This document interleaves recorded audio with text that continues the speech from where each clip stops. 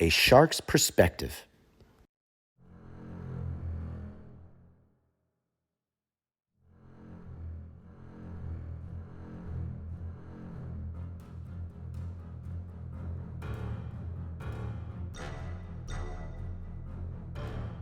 Welcome back, and thank you for joining A Shark's Perspective. I'm Kenneth Kinney, but friends call me Shark.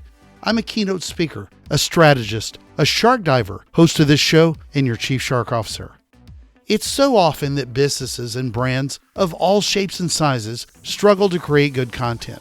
But when you take the logo off, turn the camera on, and just let the video roll, then you just might be able to create some amazing stories, especially if told by your customers, that can be interesting, authentic, easy to repurpose, and so much more.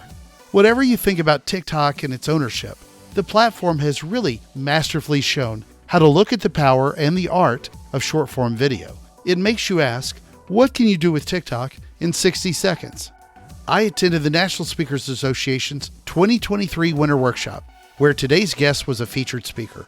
We recorded this episode at the conference. Now, I'd been traveling and speaking and diving a lot as well, and as you'll hear in the show, I'd almost completely lost my voice.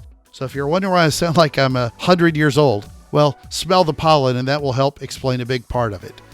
Dennis Yu is a search engine engineer, the CEO of Blitzmetrics, and the co-author of the Definitive Guide to TikTok Advertising, How to Access 1 Billion People in 10 Minutes. And on this episode, we will discuss TikTok, the National Speakers Association's Winter Workshop Conference known as Thrive, boosting posts, how personal, large, corporate, and SMBs should approach TikTok, storytelling with customers, the algorithm, repurposing content, advertising on TikTok, the political issues with the platform, measuring performance, the $1-a-day strategy, mentorship and creating jobs, a 23-second sweet spot, the bold glamour filter and the teenage filter, magic tricks, Popeyes, and a lot more. So let's tune into a Blitzmetric Dennis with a TikToking shark on this episode of A Shark's Perspective. All right, Dennis, welcome to A Shark's Perspective. We're here live at the National Speakers Association's Winter Workshop. What is it called? Thrive 2023 in San Antonio, Texas. So tell us a little bit about yourself and your career to date. Well, Kenneth, I'm just happy to hang out with people like you. Same here. And I spent my career hanging around people that are amazing, like Jacob Hastings, who's manning the camera here. And I'm just a search engine engineer. I was very early on at Yahoo, and I happened to be good at math, so things like processing data, analytics, running ads like you and I both do came naturally. So I've spent $1 billion on ads on Facebook and Google. And then TikTok came along, and TikTok paid me money to write the #1 best-selling book in social media on Amazon. Go get it. Fantastic. On TikTok to bring Facebook advertisers over to TikTok. So I'm a search engine engineer that somehow found his way in this world of marketing, advertising, and speaking. You're still running Blitzmetrics, right? Yeah. Okay. And we've got a number of agencies. It's good when you got a side hustle and it's several different agencies. Yeah. You know. So what are you going to talk about at this conference? We're talking about TikTok in 60 seconds. What can you do in 1 minute off of your cell phone? It's incredible. And TikTok, different than Snapchat, Facebook, Twitter, YouTube, has something called Spark Ads. Have you heard of that? Oh, yeah. Spark Ads, if you don't know, is when you can boost someone else's post. So if you're World Gym and you're the originator of bodybuilding, you have Arnold Schwarzenegger and these guys, and you're making corporate videos and those aren't working, but you have other people that are in the gym, regular consumers, and they're making videos, we can identify those people and boost their posts. So imagine, however strong your brand is, if you have customers and clients that love you, you can boost those posts. So your success on social media is not your ability to film or be interesting on video. It's how much customer support and rapport and reviews and how much does your community actually love you. So you're addressing tomorrow a lot of speakers, personal brands. But what do you do with the businesses that are not, all the big businesses will create their own TikToks. Right. Unfortunately, a lot of them are very brochure looking. Right. But for the small and medium-sized business, even a larger business that's hesitant about getting into TikTok, one, because of the format of it, right, and two, because of the politics around it. Yep. What's the advice you give them as to how to look at it? Don't get on TikTok because people don't want to see you on TikTok. They don't want to see you singing and dancing. I can't sing and dance. But what you need to do If you're really small, it's you, or it's the person who runs your store, or it's your customer service person, or it's your head of sales. That person should constantly be interviewing, interfacing with your top customers and clients, collecting their stories on your cell phone, like Kenneth's iPhone 14 Pro Max, I think. We have the same phone. Yeah. Taking those and then cross-posting, which is called repurposing, posting it to Twitter, to Facebook, to Instagram, to YouTube, to Snapchat, to your Google My Business. And TikTok is one of many channels that you're posting to. We're not doing stuff for TikTok. We're not doing stuff for YouTube. And that's where people get it wrong. When you're a small business owner and you think, you know, I've got to do Facebook and I've got to do LinkedIn and I've got to do my website. And wrong. What you do is you centrally collect stories with whoever's interfacing with your customers already. People on the phone. Who is it that's talking to your clients? That's the person that does your marketing. Not an agency. Fire all the agencies. Not these other kinds of contractors. But someone's got to, whoever is already talking to customers is collecting that. Then you can have a virtual assistant or some young adult take that and push that content in raw, barely edited form to all these other channels. And then you run ads against it. That's the secret. Well, and I think TikTok for me opened up my eyes because I'm a big fan. I get sucked in and spend hours there. But the two things I think it did for a lot of companies to start thinking about beyond just the idea of video in general is one, it gave you a better platform for doing storytelling. Yeah. And actually with a little bit of focus on the storytellers themselves, where they become the face of the brand. The other that I really, really love is that we talked about repurposing content for years. Right. This is the best way to start. To me, it was always don't take a blog and then repurpose it on Twitter and LinkedIn 80 different ways. Yeah. Taking it from a video, doing it on audio, blog, whatever, embedding the video in the blog, embedding the TikTok video in the blog. That's right. This is where I think people need to start thinking to themselves, almost as having a media production team and a storyteller who can tell that story. And the storyteller is the customer themselves. Absolutely. And imagine if you're talking to your spouse or your girlfriend and you're FaceTiming with them. That's an authentic, intimate experience. It's not heavily edited. It doesn't look like a commercial. It's done vertically. The lighting might not be perfect. That's what your potential customers are craving. So think of TikTok as really just FaceTime. You're just collecting those moments with other people and putting out there as unedited as possible. The best performing TikToks I've seen have had zero editing. The best performing Instagram posts, no filter.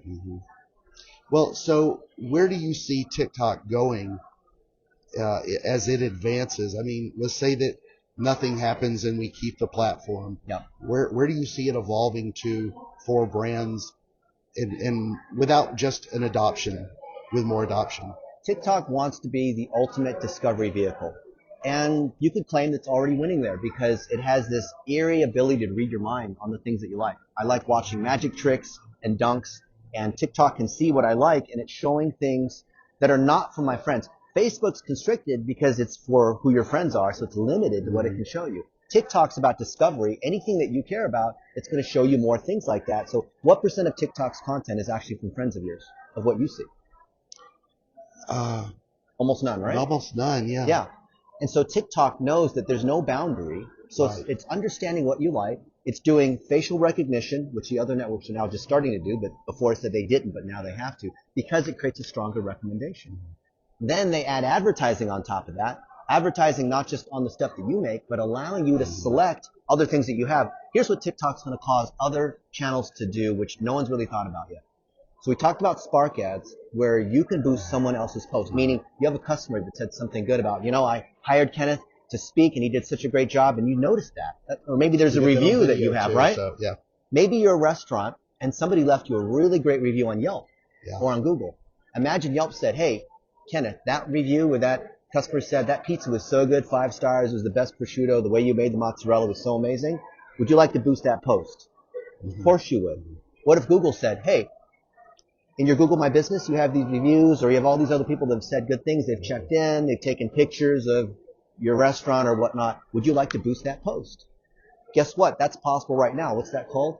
Local service ads. What is a local service ad on Google? It's the ability to boost what someone else has said about you. There is no creating of the advertising. So the TikTok folks have told me, this is not my opinion, they have told me that they are trying to make advertising and marketing as friction-free as possible for that small business owner. The last thing you want to do is force that small business owner to make a website and hire a videographer and point their face to their camera and try to make videos. Like, you don't want to do that. What if your customers could do all the work for you? What if it was as simple as TikTok just finding all the different things that people have said? Would you like to see all the positive things that people have said about you? Oh, and we created this nice collage of all these things. You ever log into Amazon or other like Amazon Photos and it says, hey, here are a collection of your best photos. Or on Google it says, here's all the places and you took this trip to Italy, right? Here's all the highlights. And it assembles those automatically. Mm-hmm. TikTok is going to take all those highlights, do it for you for free, and then say, Kenneth, we think this would help promote your business.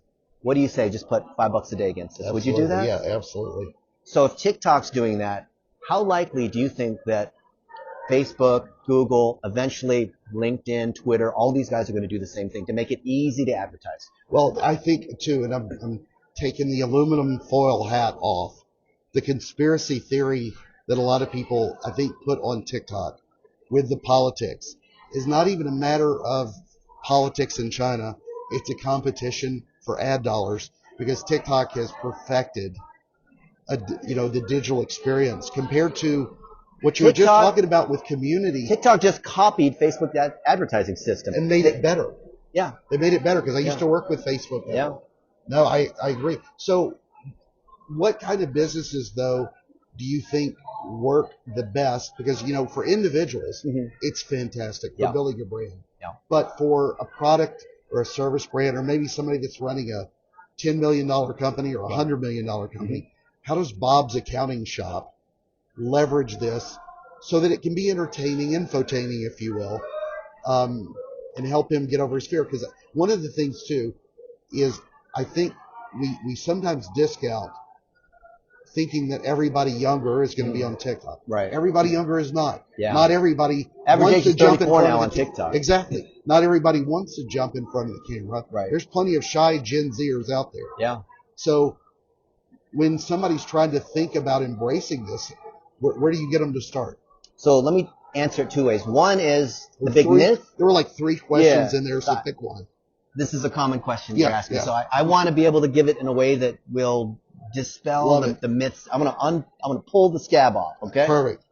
First off, TikTok is not just for young adults that are singing and dancing. Therefore, it is not only for sports, entertainment, cosmetics, media, music. It's not just for those brands. Those are the influencers that are starting out. But let's say you're Bob's Accounting and you say, well, doing people's taxes at the end of the year, that's not as interesting as some cool dance or whatnot. Well, guess what?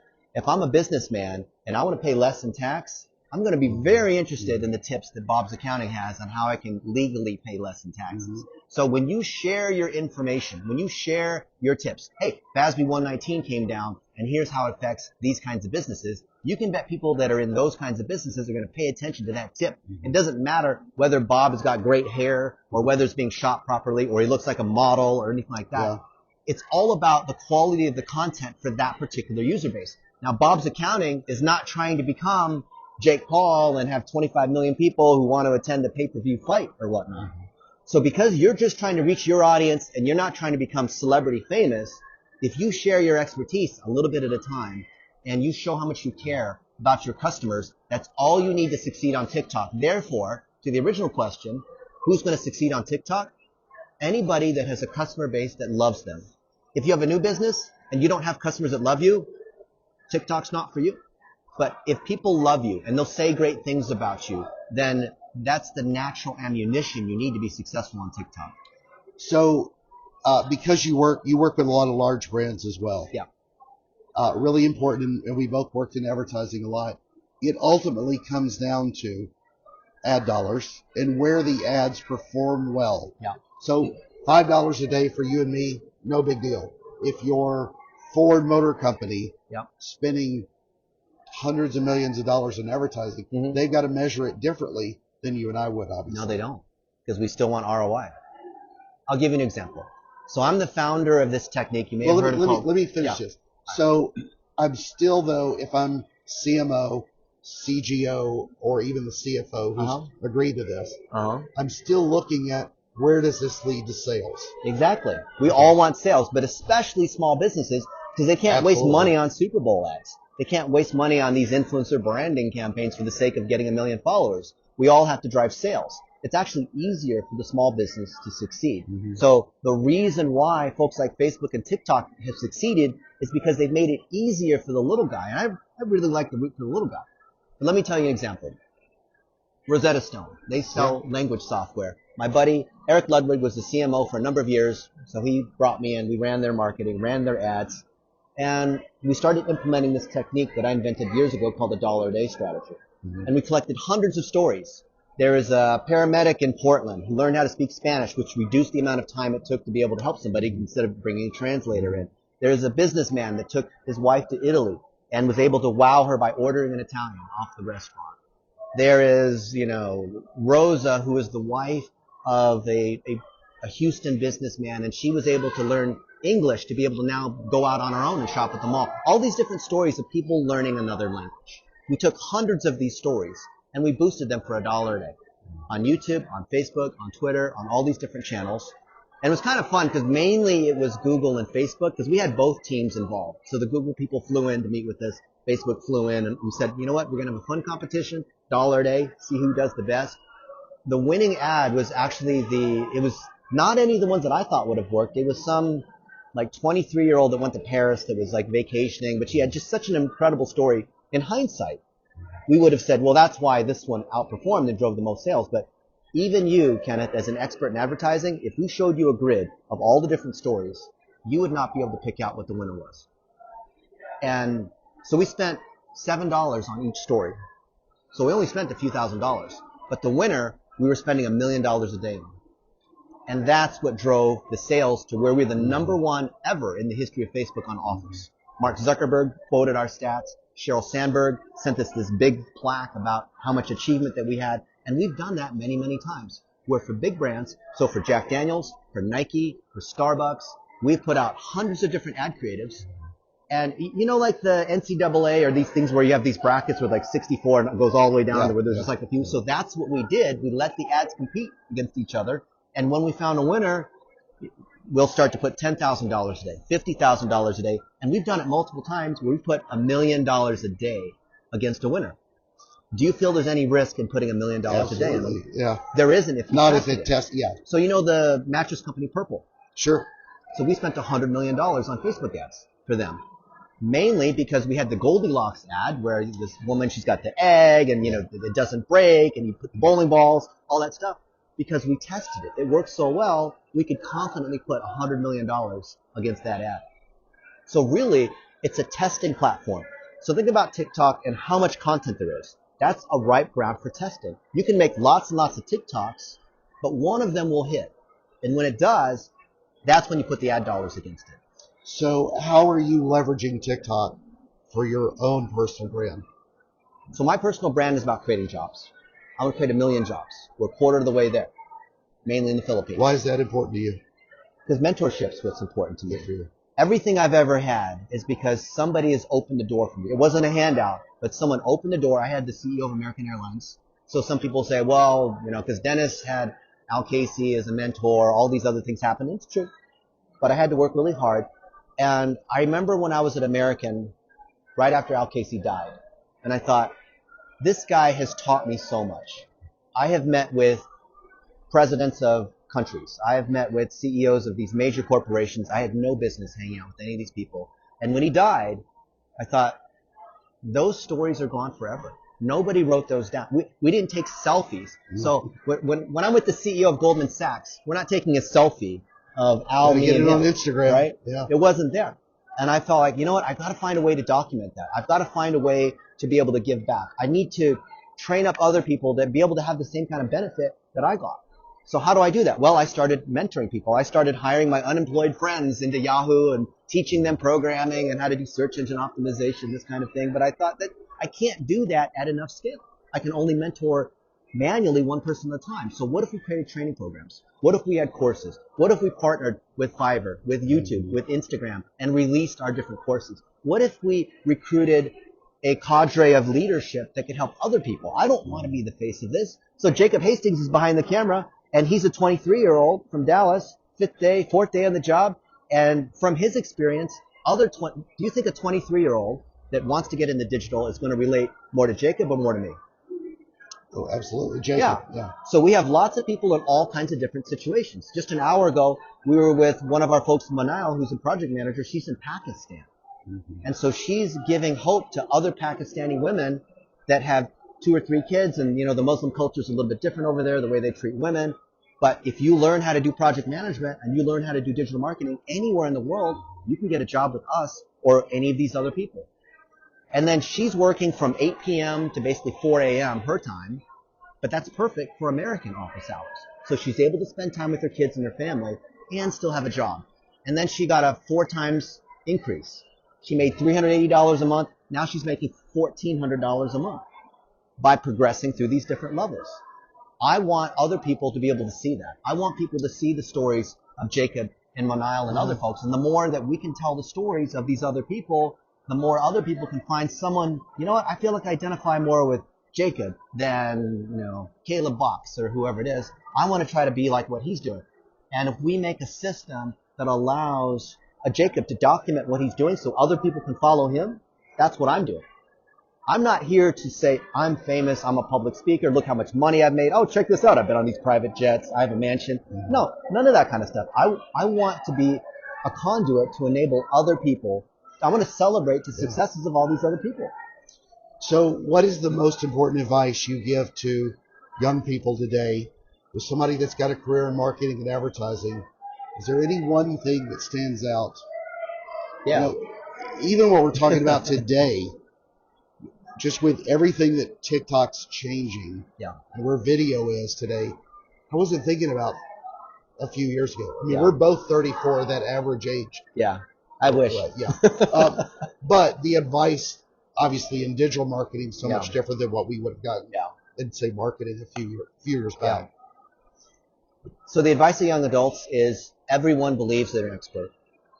Everyone will want to give you an opinion. Your mom's going to give you an opinion, right? I've not heard that anywhere. But they're not credible. Yes. So the only people you should listen to are the people who have done it themselves. So if you want to learn how to make $1 million speaking, there's a few other people in this room besides me that have actually done it. If you want to lose weight, don't look at me. I know what to do, but I'm looking for snacks right now. I'm not doing it. So you want to follow people that have, here's my advice to young adults, follow people that have done the thing that you want. And that limits it down to the people, look, everyone has an asshole and they want to give you advice. Yeah. My piece of advice is do not listen to 99%. They love you, they mean well, they want to help you, but they do not know what they're talking about. And to go back to your mentor, I think, because this has been something I've been talking about a lot, find a mentor, because you need somebody other than your social media audience to tell you no. Yeah. Not in a mean way, Yeah. to give you guidance. Yeah. Because most people, when they're on social media and they've got 1 million followers, don't listen to much advice. So, well, Dennis, you're on a Shark's Perspective. And I ask this of every one of my guests. You're in Vegas, most of where you live. More card sharks there than anything. But do you have different shark? Never got a shark. Do you have a favorite kind of shark? I think a hammerhead I stumped shark. you there. So okay. I had to think about that. Well, There's lots of sharks. you can dive with sharks at Mandalay Bay. It's like overpriced, but they're like this big. But hammerhead shark. I was in the Great Barrier Reef 2 years ago, and I saw real sharks. We go like this, right, when we see a shark? Yeah. Yeah, that's the symbol. But you're the real shark. You've got the Greg Norman shark on your shirt there. And I love diving with sharks, and I talk about hammerheads a lot. Yeah. It's one of my absolute favorites, and it's a very skittish fish. It reacts differently in the water. I dive with them, especially in Bahamas and Bimini. You find quite a lot of them there in the water, but they're absolutely beautiful. And if you can ever go to Galapagos and see 1,000, 10,000 hammerheads, it's amazing. All right, well, it's that special time in the show. Are you ready for the 5 most interesting and important questions that you're going to be asked today? Let's do it, Kenneth. All right. Number 1, TikTok videos. Do you prefer a 15-second or 1 minute? 15 and I know seconds. you can do anything. Why 15? Because when you're sharing advice, people will typically watch for 23 seconds. 23 seconds for advice giving is the sweet spot. That's an amazing tip. All right, number 2. because this one's big right now. Okay. The bold glamour filter or the teenage filter. Have you seen either of them? No, I don't use filters. It's scary. It's scary. And I think it's one of the things that really scares people. How good AI is become. All right, so then since you don't know that, and you need to go look it up since you're on TikTok. I'm massively ignorant. It's scary. Who's your favorite TikTok influencer? Other than Charlie D'Amelio. I'm biased. I like Jake Paul. Okay, good choice. All right, number 3. If you had to pick another channel to dive into, YouTube. if TikTok went away, and why so? Because that's where you build relationships and you share expertise long form. TikTok is trying to build a YouTube. It's questionable whether And they'll be able to YouTube's do trying it. to build a TikTok. Well, so I know who I put my bet on. Yeah, I know. I think one of the things is too is interesting. We didn't talk about this, but I'm very interested. 2023 and beyond, every channel except Instagram is trying to do it with Reels, and they've tried to copy it as much as they can. Right. LinkedIn was trying to dive into video. YouTube's got Shorts. Right. But none of them have really come up with the look and feel that TikTok has, and I think that's very interesting. All right, number 4. Would you rather be a speaker or a marketer / advertiser, and why? I don't like either of them because both of them imply some position where you're publicly facing. I'm a behind the scenes kind of guy. So if I can be a marketer Dude, where you have I'm a big following. You have a big following. You're shy, but you got a good size following. I'm a search engine engineer who didn't speak English until he was 6. 6, yeah. And I'm here to help other people. Now, to be able to show other people that are shy and don't speak great English that they can do this, I have to come out and do this. I can speak if I need to, but I prefer elevating other people. I prefer being the wizard behind the curtain. Well, I'm originally from Arkansas, so my English was not so good either. But I think I screwed up the numbers, so I'm going to go back to number 4. Okay. Because I know you like magic, and you brought that up. I've heard you on a couple of other shows. Okay. Do you prefer a card trick, sleight of hand, or illusion? I love sleight of hand Why so? because it's so intimate and it's Yeah, right in front of yeah. you. As And it long can as be it's right in taught, front, and you it's don't need a lot of fantastic. props. Agreed. All right, number 5, and the most important question that you're going to be asked today. Okay. Biscuits or cornbread? Biscuits, especially with great gravy. The Amen. gravy is what's actually most important. But even the biscuits like at Popeyes or the biscuits Oh, at God, Red Lobster, yeah. you open up those biscuits and the steam comes out, those garlic, bread. Good Wow. expert on biscuits. Yeah. Yeah, I have proof, I'm telling you. Yeah, well, I saw Popeyes pass one in the airport in Atlanta this morning, and I really wanted one. All right, well, Dennis, where can people find out more about you, get in touch with you, follow your thoughts? And LinkedIn. Follow Dennis Yu on LinkedIn. Happy to connect with you, answer any questions you have. If you reach out to me, you actually are getting me. And do you encourage people to follow you much on TikTok now? TikTok's for consumers. I get hit up just crazy amounts on other kinds of social media, but the business social media is LinkedIn. Dennis, thank you very much for being with us on A Shark's Perspective. An honor, Kenneth.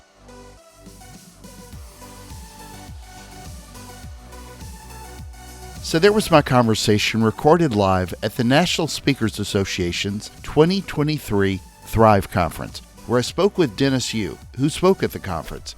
He's a search engineer, the CEO of Blitzmetrics, and the co-author of The Definitive Guide to TikTok Advertising. Access 1 million people in 10 minutes. Let's take a look at 3 key takeaways from a conversation with him. First, whatever you think about TikTok, especially in regards to privacy concerns, I get it. Meta and Twitter, though, haven't given me much reason to trust them over ByteDance anyway. However, what the platform taught us well is the power of video. Getting video of someone trumps other forms of content in that you can take and repurpose the video, extract the audio, transcribe the written content, screenshots for pictures, etc. Videofying your story, especially with the voices of your customers, can be gold if you can get it. A quick 30-second testimonial from a customer, for example, is worth so much more than a written review. It's just that people trust video more. Second, make the videos with less filters and less edits. Consumers want a more authentic and intimate experience. Third, I'm still not a big fan of TikTok for all advertising. As someone who's managed hundreds of millions of dollars in ad spend, I'm just not there yet. It's getting better, but it's also a different part of the journey for a lot of people using the platform. You have to consider where your audience is before investing heavily in it. However, as Dennis points out, it's great for some advertising, especially in moderation, like boosting for $1 a day. Also, make sure your content on TikTok is worth watching. Don't just place a not authentic, brochure-looking ad type commercial and then expect to grow a big following. Things are a bit different in TikTok land. Got a question? Send me an email to kenneth@asharksperspective.com. Thank you again for the privilege of your time, and I'm so thankful to everyone who listens. Now pop out the phone, grab some video, be your own trend. Don't get sick with sinus stuff like I did. And last but not least, join us in the next episode of A Shark's Perspective.